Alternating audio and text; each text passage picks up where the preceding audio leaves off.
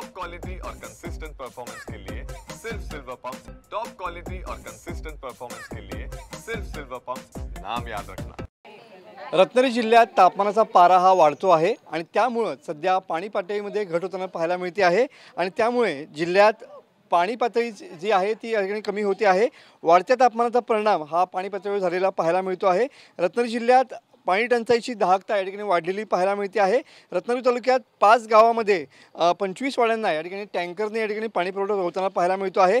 प्रशासनाकडून 5 टँकरने हा पाणी पुरवठा सुरू आहे।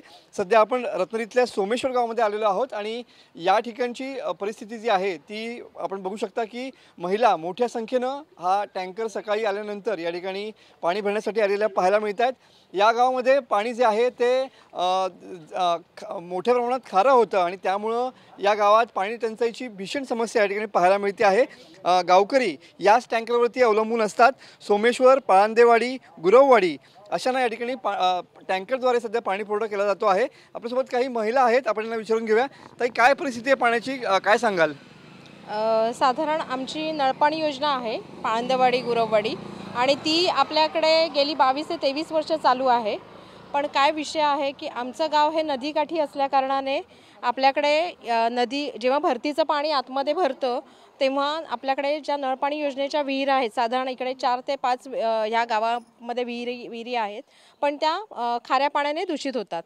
बरोबर आहे ताई, तुमच्या या ठिकाणी हंडा पाण्याने भरलेला आहे। रोज मे महिन्याजवळ आला की अशीच परिस्थिती असते? दरवर्षी मे जानेवारी महिन्यापासून हीच परिस्थिती असते। काय काय किती वेळ थांबायला लागतं टँकरसाठी? टँकर तासन तासच उभं राहायला लागतं। आपल्यासोबत आणखीन काही महिला आहेत, आपण विचारू ताई, काय परिस्थिती असते, किती त्रास होतो? सगळं काम सोडून पाणी भरायला? काम धंदा सोडून आम्हाला इथे पाण्यासाठी रांग लावायला लागते। कडे एक तासांदा दिवसभर इथे रांग लावून पाणी संपेपर्यंत टँकरवाले येईपर्यंत टँकरवाले कधी येत आहेत ही वाट बघत राहावी लागते। पाणी तसं बैला धावत येतात पाण्यासाठी, मग दिवसभर पाण्याच्या कामधंदे सगळे राहून जातात माणसांचे। महिलांचे सध्या खूप हाल होताना पाहायला मिळत आहेत।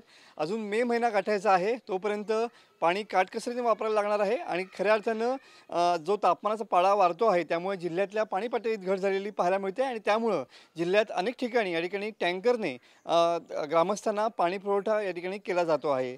कॅमेरामन समित गजनेसह मनोज देले, TV9 मराठी, सोमेश्वर, रत्नागिरी।